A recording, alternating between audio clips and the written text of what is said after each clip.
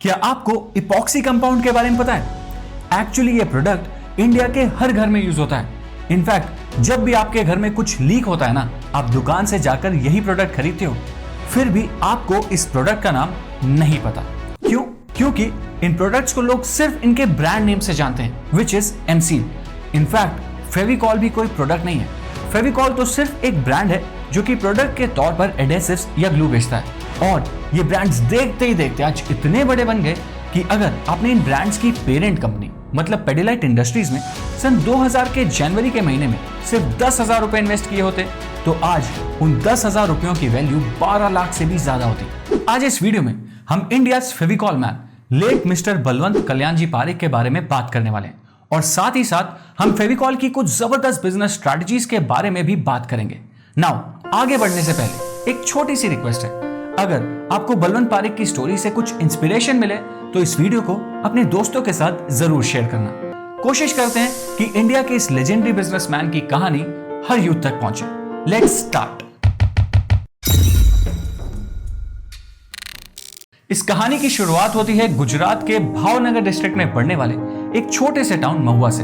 सन 1925 में इसी छोटे से टाउन महुआ में बलवंत पारेख का जन्म हुआ। बलवंत पारेख के ग्रैंडफादर एक लॉयर थे और उनकी ख्वाहिश थी कि बलवंत पारेख भी बड़े होकर एक लॉयर बने। पर जैसे जैसे बलवंत पारेख बड़े होते जा रहे थे, उन्हें यह समझ आने लगा था कि उनका एक्चुअल इंटरेस्ट तो एक लॉयर बनने में नहीं बल्कि एक बिजनेसमैन बनने में है। बट अनफॉर्चुनेटली फैमिली के प्रेशर की वजह से उन्हें तब अपने बिजनेसमैन बनने के उस सपने को छोड़ना पड़ा और फिर वो अपनी लॉ की पढ़ाई पूरी करने के लिए मुंबई आ गए। अब ये 1940s का वो दौर था जब लगभग पूरा देश महात्मा गांधी के विचारों में रंगा हुआ था।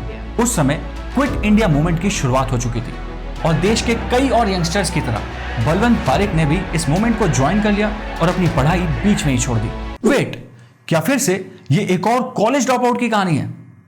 नहीं, ऐसा बिल्कुल नहीं है। दरअसल बलवंत पारेख ने कॉलेज से ड्रॉप आउट नहीं किया था, बल्कि इन्होंने सिर्फ कुछ टाइम के लिए अपनी पढ़ाई इसलिए छोड़ी थी ताकि ये एक फ्रीडम फाइटर की तरह देश के लिए कुछ कर सके। और फिर जब देश का माहौल थोड़ा नॉर्मल हो गया तो फिर ये मुंबई वापस आ गए और इन्होंने अपनी आगे की पढ़ाई पूरी करी। अब ये वो टाइम था जब बलवंत पारेख को एज ए लॉयर अपना करियर शुरू करना था। पता है, इन्होंने कुछ टाइम के लिए एज ए लॉयर प्रैक्टिस तो करा, बट जब इन्हें ये रियलाइज हुआ कि इस प्रोफेशन के लिए इन्हें कई बार हजारों झूठ भी बोलने पड़ेंगे, तो इन्होंने फाइनली डिसाइड कर लिया कि अब ये कोई भी और काम कर लेंगे लेकिन एक लॉयर बनकर अपनी बाकी की जिंदगी हरगिज नहीं गुजारेंगे। अब यहां से इनकी लाइफ की मुश्किलें काफी बढ़ने लगी। दरअसल लॉ की पढ़ाई के दौरान ही इनकी शादी कांताबेन से करा दी गई थी और एक लॉयर ना बनने के डिसीजन की वजह से इनके पास तब कोई नौकरी भी नहीं थी, इसलिए अचानक से इन पर फाइनेंशियल बर्डन काफी बढ़ गया। अब मुंबई जैसे शहर में अपना गुजारा करने के लिए इन्होंने तब एक डाइंग और प्रिंटिंग प्रेस में नौकरी करना शुरू कर दिया। उसके कुछ टाइम बाद इन्होंने एक वुड ट्रेडर के ऑफिस में एक पियोन की नौकरी भी करी। ये दिन इनकी जिंदगी के सबसे टफ दिन थे, क्योंकि इनके पास अपना कोई घर भी नहीं था और तब इन्हें अपनी बीवी के साथ अपने एक फ्रेंड के वेयरहाउस में रहना पड़ रहा था। अब इन्हें समझ आ गया था कि उस प्यून की नौकरी से इनका गुजारा नहीं चलने वाला है, तो इन्होंने डिसाइड किया कि ये अब कोई अपना ही बिजनेस शुरू करेंगे।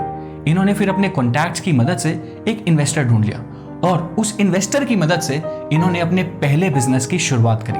बलवंत पारेख तब वेस्टर्न कंट्री से साइकिल्स और पेपर डाइस इंपोर्ट कराया करते थे।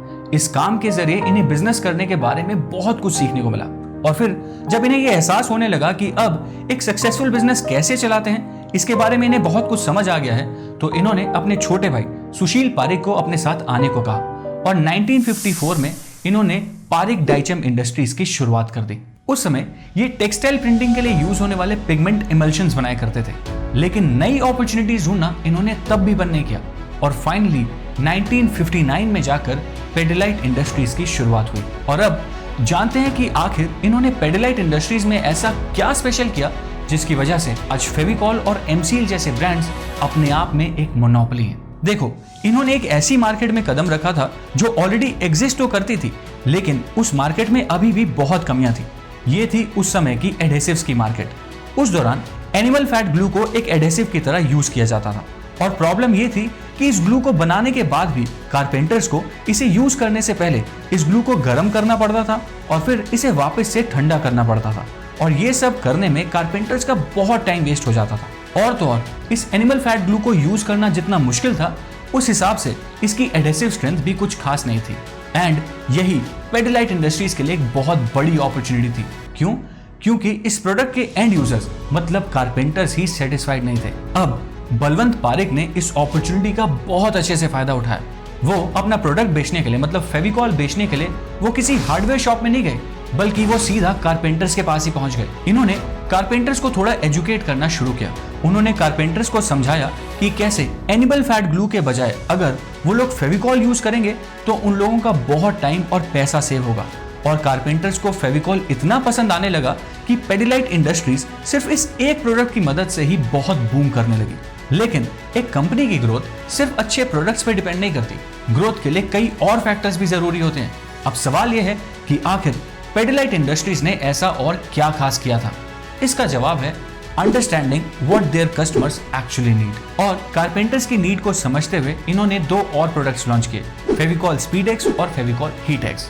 बट अगेन, क्या सिर्फ प्रोडक्ट लॉन्च करने से ही कोई कंपनी बड़ी बन जाती है? नहीं, मार्केटिंग एक बहुत बड़ा रोल प्ले करती है। एंड फेविकॉल की मार्केटिंग के बारे में तो आप सब ऑलरेडी जानते ही हो। मैं टीवी पर और कोई ऐड देखूं ना देखूं, पर फेविकॉल की एड्स इतनी कैची हुआ करती थी कि मैं फेविकॉल की एड जरूर देखता था। एंड आई एम श्योर आपको भी फेविकॉल की कोई पुरानी एड आज तक जरूर याद होगी। एंड फिर इन्हीं कुछ फैक्टर्स की वजह से फेविकॉल ने देखते ही देखते मार्केट में अपना एक ऐसा ब्रांड नेम बना लिया, जिसके बाद भले ही कोई दूसरा ब्रांड कारपेंटर्स को अपना प्रोडक्ट फ्री में भी क्यों ना ऑफर करे, पर कारपेंटर्स फेविकॉल पर ट्रस्ट की वजह से हमेशा फेविकॉल ही चूज करते थे। और फेविकॉल की सक्सेस के बाद पेडिलाइट इंडस्ट्रीज ने 2 और ब्रांड्स लॉन्च किए, एमसील और फेविक्विक। एंड ये दोनों ब्रांड्स आज मार्केट में एक मोनोपोली हैं। और पता है, इनकी सक्सेस के पीछे एक बहुत बड़ा रीजन है फेविक्विक और एमसील की ये ads.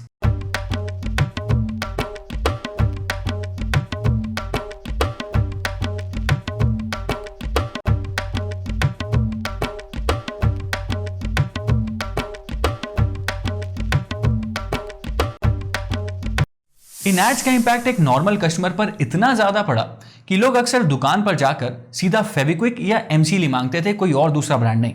And I am sure आपको भी शायद किसी और दूसरे ब्रांड का नाम तक याद नहीं होगा। ये ब्रांड्स हमें सिखाते हैं कि मार्केट में एक मोनोपोली किस तरह बना जाता है। और बलवंत पारेख की इस जर्नी की शुरुआत भले ही एक वेयरहाउस से क्यों ना हुई हो, पर आज इनकी इस कंपनी का टर्नओवर बिलियंस में है। इनकी कहानी से हमें यह सीखने को मिलता है कि भले ही आपकी शुरुआत कहीं से भी क्यों ना हुई हो, पर अगर आपके इरादे बुलंद हैं और आपकी मेहनत और स्ट्रैटेजी सही है, तो आपको बुलंदियों को छूने से कोई नहीं रोक सकता। एंड दोस्तों, अगर आपको मिस्टर बलवंत पारेख और फेविकॉल की स्टोरी से कुछ इंस्पिरेशन मिली है, तो इस वीडियो को शेयर जरूर करना, इस वीडियो को लाइक करना और हमारे चैनल को सब्सक्राइब कर देना। Thank you. See you in the next video.